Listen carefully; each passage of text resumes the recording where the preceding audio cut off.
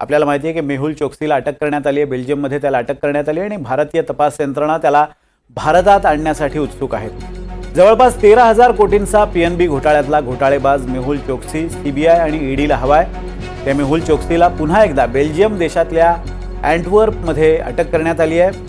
भारताच्या तपास पथकांनी बेल्जियमकडे चोक्सीच्या प्रत्यार्पणाची विनंती केली होती आणि या विनंतीनंतरच बेल्जियममध्ये चोक्सीला अटक करण्यात आल्याचा दावा सध्या केला जातोय। त्यामुळे चोक्सीला भारतात आणण्यासाठी सीबीआय आणि ईडी सारख्या यंत्रणांच्या अधिकाऱ्यांचं एक पथक बेल्जियमला जाणार असल्याचं समजतंय।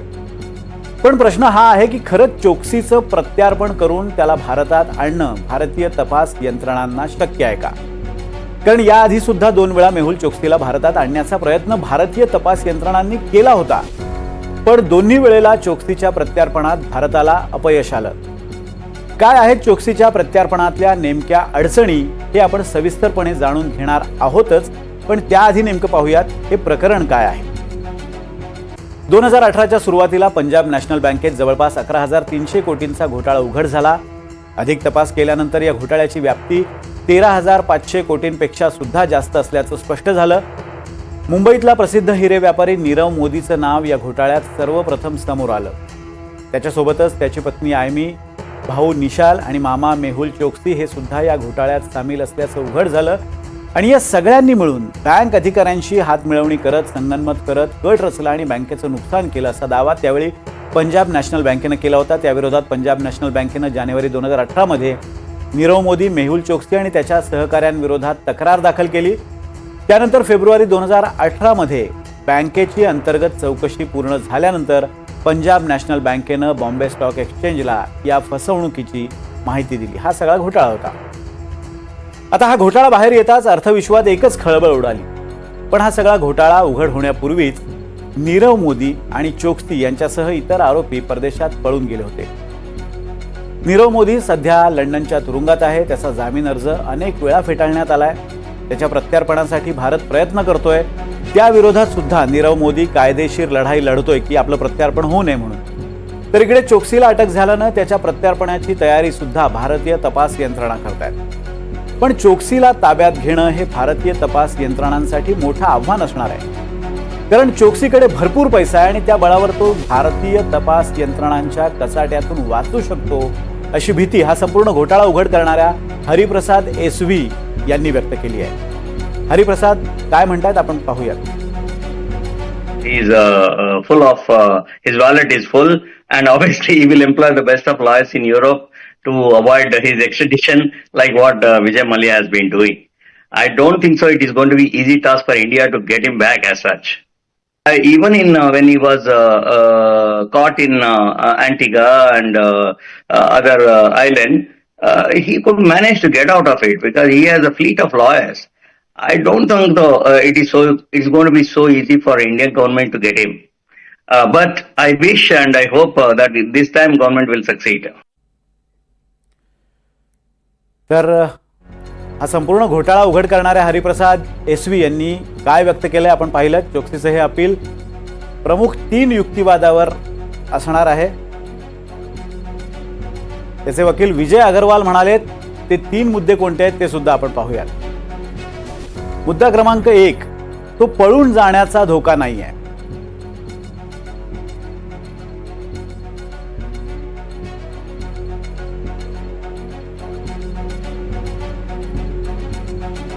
काय नेमकं घडलंय पुन्हा एकदा आपण हा घोटाळा उघड करणाऱ्या हरिप्रसाद यांची प्रतिक्रिया पाहूयात।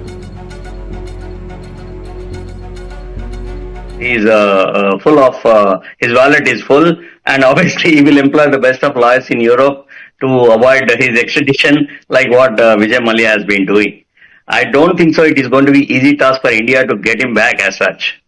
Even in when he was caught in Antigua and other island, he could manage to get out of it because he has a fleet of lawyers. I don't think though it's going to be so easy for Indian government to get him. But I wish and I hope that this time government will succeed. आपण पाहतोय की हरिप्रसाद नेमकं काय म्हणतायत, पण चोक्सीला ताब्यात घेणं हे भारतीयांसाठी आव्हान कसं असू शकतं अशी भीती हरिप्रसाद यांनी व्यक्त केली. हरिप्रसाद म्हणतात त्याप्रमाणे फक्त पैशाच्या बळावरच चोक्सीची सुटका होऊ शकते असं नाही आहे, तर या प्रकरणात भारतीय तपास यंत्रणांचा नियोजन शून्य कारभारही तितकाच जबाबदार आहे. म्हणजे कसं ते सुद्धा आपण पाहूयात.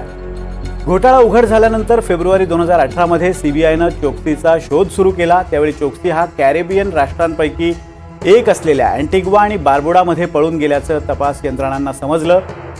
चोक्सीनं तिथलं नागरिकत्व मिळवलं होतं. त्यामुळे 2018 मध्ये कायदेशीर बाबींची पूर्तता करत भारतीय तपास यंत्रणांनी अँटिग्वा प्रशासनाला चोक्सीच्या औपचारिक प्रत्यार्पणाची विनंती केली. भारताच्या या प्रस्तावाला खुद्द चोक्सीनं विरोध केला. हा आपल्या विरोधातला राजकीय कट आहे. तसंच भारतातल्या तुरुंगातली परिस्थिती आणि आपलं आजारपण पाहता भारताकडे प्रत्यार्पित करू नये असा युक्तिवाद चोक्सीनं केला. त्याचा हा युक्तिवाद फेटाळला गेला आणि इंटरपोलनं त्याच्या विरोधातल्या रेड कॉर्नर नोटीसला अखेर मान्यता दिली. आता इतकं सगळं झाल्यानंतर सुद्धा भारतीय तपास यंत्रणांना त्यावेळी चोक्सीला ताब्यात घेणं शक्य झालं नाही. त्यानंतर भारतीय यंत्रणांनी मे 2021 मध्ये चोक्सीच्या प्रत्यार्पणासाठी आणखी एक प्रयत्न केला आणि यावेळी निमित्त होतं डॉमिनिक रिपब्लिकमध्ये बेकायदेशीररित्या प्रवेश केल्याप्रकरणी मेहुल चोक्सीला झालेल्या अटकेचं. चोक्सीला ब्लड कॅन्सर असल्यानं तो उपचारासाठी तिथं गेला होता. मग त्याच्या अटकेचं वृत्त समजताच सीबीआयचं एक पथक चोक्सीला ताब्यात घेण्यासाठी डॉमिनिक रिपब्लिकमध्ये पोहोचलं. तब्बल 51 दिवस चोक्सी हा तिथल्या तुरुंगात होता आणि तब्येतीच्या कारणास्तव चोक्सीला अखेर जुलै 2021 मध्ये डॉमिनिकच्या उच्च न्यायालयानं जामीन मंजूर केला आणि वैद्यकीय उपचारांसाठी अँटिग्वाला परतण्याची त्याला परवानगी दिली. तुरुंगातून सुटताच चोक्सी हा अँटिग्वात परतला आणि अँटिग्वात परततात चोक्सीनं काय केलं तर चोक्सीनं अँटिग्वा हायकोर्टात भारत सरकार विरोधातच खटला दाखल केला. आपण डॉमिनिक रिपब्लिकमध्ये स्वतःहून गेलो नव्हतो, तर भारत सरकारच्या 2 एजंट्सनी आपलं अपहरण करून तिथं नेलं होतं असा आरोप चोक्सीनं केला. तिथं आपली अटक घडवून आणत आपल्याला बेकायदेशीरपणे भारतात नेण्याचा प्रयत्न होता असा आरोप सुद्धा चोक्सीनं केला. आपल्याकडे अँटिग्वाचं नागरिकत्व असताना सुद्धा अँटिग्वाच्या नागरिकाला अँटिग्वाच्या भूमीतूनच बेकायदेशीरपणे बाहेर नेण्याचा हा प्रकार आहे आणि या कथित अपहरणामागे भारत सरकार असल्याचा दावा चोक्सीनं केला होता. हा दावा अँटिग्वा हायकोर्टानं मान्य केला. अँटिग्वा हायकोर्टाच्या या निर्णयाची दखल घेत चोक्सीच्या विरोधातली रेड कॉर्नर नोटीस इंटरपोलनं रद्द केली. इथं सगळ्यात मोठा धक्का भारताला बसला. ही नोटीस रद्द झाल्यानं अँटिग्वा व्यतिरिक्त भारत वगळता इतर कोणत्याही देशात जाण्याची मुभा चोक्सीला मिळाली. त्यानंतर चोक्सीनं भारतीय तपास यंत्रणांच्या पकडीतून सुटण्यासाठी आणखी एक प्लान आखला. तो म्हणजे युरोपातल्या एखाद्या देशाचं नागरिकत्व मिळवण्याचा. त्यासाठी त्यानं निवड केली ती बेल्जियमची. आता चोक्सीनं बेल्जियमच का निवडलं तर त्याची पत्नी बेल्जियमची नागरिक असल्यानं त्याला बेल्जियमचं नागरिकत्व मिळवणं सोपं होईल असं वाटलं होतं. खरं तर त्यानं बेल्जियमच्या रेसिडेन्सी कार्डसाठी प्रक्रिया पूर्णही केल्याची माहिती आता समोर येते. चोक्सीला बेल्जियमचं रेसिडेन्सी कार्ड मिळालं आणि त्यानंतर बेल्जियममध्ये रेसिडेन्सीसाठी अर्ज करताना चोक्सीनं खोटं शपथपत्र आणि बनावट कागदपत्र सादर केली असाही एक आरोप करण्यात आला. शिवाय चोक्सीनं त्याचं भारतीय आणि अँटिग्वाचं नागरिकत्व यावेळी उघड केलं नाही. म्हणजे बेल्जियमचं नागरिकत्व मिळवताना त्याने या 2 देशांचे आपण नागरिक आहोत हे लपवलं असा दावा आता केला जातोय. आता एकदा का तो बेल्जियमचा नागरिक झाला की युरोपीय महासंघाच्या कोणत्याही सदस्य देशात प्रवेश करण्याचा त्याचा मार्ग मोकळा होईल आणि त्याला भारतीय तपास यंत्रणांच्या तावडीतून सुटता येईल. म्हणजे समजा तो युरोपातल्या एखाद्या देशात आहे असं भारतीय यंत्रणांना समजलं आणि त्याला ताब्यात घेण्याच्या हालचाली जर भारतानं सुरू केल्या की लगेचच त्याला दुसऱ्या देशात म्हणजे युरोपातल्याच एखाद्या दुसऱ्या देशात पळ काढता येईल, जेणेकरून भारताकडे प्रत्यार्पणाची वेळ येणारच नाही असं त्याला वाटतंय. तर असो, गेल्या महिन्यात तो बेल्जियममधल्या अँटवर्प इथं पत्नी प्रीती चोक्सीसह राहत असल्याची माहिती भारतीय तपास यंत्रणांना मिळाली. त्यामुळे भारतीय अधिकाऱ्यांनी बेल्जियमकडे त्याच्या प्रत्यार्पणाची विनंती केली. चोक्सीला रक्ताचा कर्करोग असल्यानं तो बेल्जियमवरून स्वित्झर्लंडला स्थलांतरित होण्याच्या तयारीत होता आणि त्याच दरम्यान त्याला अटक करण्यात आली आहे. आता पुढचा टप्पा काय असेल तर खरंच त्याचं भारतात प्रत्यार्पण होणार का? सूत्रांनी जी माहिती दिली आहे त्यानुसार मेहुल चोक्सीच्या औपचारिक प्रत्यार्पणाची विनंती करताना भारतानं 2018 आणि 2021 मध्ये मुंबईतील एका विशेष न्यायालयानं चोक्सी विरोधात जारी केलेली 2 ओपन एंडेड अटक वॉरंट बेल्जियम प्रशासनाला सादर केली आहे. त्यानुसार त्याच्या प्रत्यार्पणाची प्रक्रिया आता सुरू झाली आहे आणि त्याबाबतची औपचारिक कागदपत्र सुद्धा तयार केली जात आहे। तर दुसरीकडे चोक्सीनं सुद्धा वैद्यकीय कारणास्तव जामीन मागण्याची तयारी सुरू केल्याचं समजतंय। चोक्सीचे वकील विजय अग्रवाल यांनी सुद्धा या दाव्याला पुष्टी दिलेली आहे। काय म्हणालेत अग्रवाल आपण पाहूयात।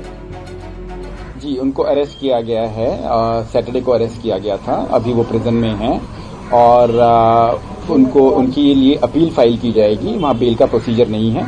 जो अपील फाइल की जाएगी उसके अंदर रिक्वेस्ट की जाएगी कि उनको डिटेंशन में ना रखा जाए और जो है उनको अपना कंटेस्ट करने की इजाज़त दी जाए। इसके दो जनरल मेजर ग्राउंड होते हैं। एक तो ये कि वो फ्लाइट रिस्क नहीं है, इंडिया में इसे बोलते हैं रूट्स इन सोसाइटी, अब्रॉड बोलते हैं कम्युनिटी टाइज, नंबर 1 क्योंकि उनकी बैकग्राउंड बेल्जियम से ही है और ऊपर से कि उनकी जो मेडिकल कंडीशन है वो बहुत ज़्यादा प्रिकेरियस है। पहली बात तो उनका कैंसर का ट्रीटमेंट चल रहा है वहाँ से, जिसकी वजह से उनको एंटीगा से बेल्जियम जाना पड़ा, नंबर 1। तर ज्याप्रमाणे अग्रवाल म्हणतात तर चोक्सीचं हे अपील 3 प्रमुख युक्तिवादांवर केंद्रित असेल असंही विजय अग्रवाल म्हणाले। ते 3 मुद्दे कोणते आहेत ते सुद्धा आपण पाहूयात। मुद्दा क्रमांक 1, तो पळून जाण्याचा धोका नाही आहे असा हा मुद्दा आहे। मुद्दा क्रमांक 2, तो गंभीर आजारी आणि कर्करोगावर उपचार घेतोय आणि मुद्दा क्रमांक 3 म्हणजे हे प्रकरण राजकीय दृष्ट्या प्रेरित आहे आणि भारतातील तुरुंगांची परिस्थिती अतिशय निकृष्ट आहे।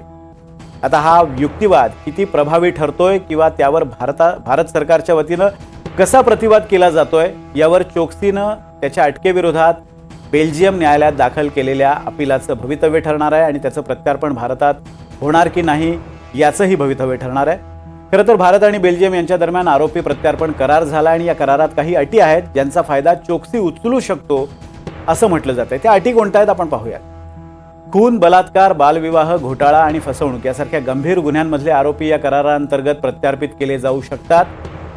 दोन्ही देशांच्या कायद्यानुसार गुन्हा झाल्याचं सकृतदर्शनी दिसत असेल तरच प्रत्यार्पण मंजूर केलं जाऊ शकतो। याचा फायदा चोक्सीला होऊ शकतो। तसंच सर्वात महत्त्वाचा मुद्दा म्हणजे कोणत्याही परिस्थितीत कोणताही देश जन्मानं किंवा नैसर्गिक कारणानं स्वतःच्या नागरिकाचं दुसऱ्या देशाला प्रत्यार्पण करण्यास बांधील नाही, म्हणजे मॅन्डेटरी नाही असं सुद्धा या करारात म्हणण्यात आलं। त्यामुळे चोक्सीचा प्रत्यार्पणाचा प्रयत्न भारताचा यशस्वी होणार का ते पाहणं महत्त्वाचं असेल। म्हणजे थोडक्यात काय तर अटक तर झाली आहे पण प्रत्यार्पणाचा फैसला अजूनही झालेला नाही। आता पाहायचं इतकंच की यावेळी तरी भारतीय तपास यंत्रणांना चोक्सीचं प्रत्यार्पण करून घेणं शक्य होतंय का की अगोदरच्या 2 वेळेप्रमाणे चोक्सी पुन्हा स्वतःला मोकळं करून घेण्यात यशस्वी होतोय। तर हा होता चोक्सी संदर्भातला एक्सप्लेनर।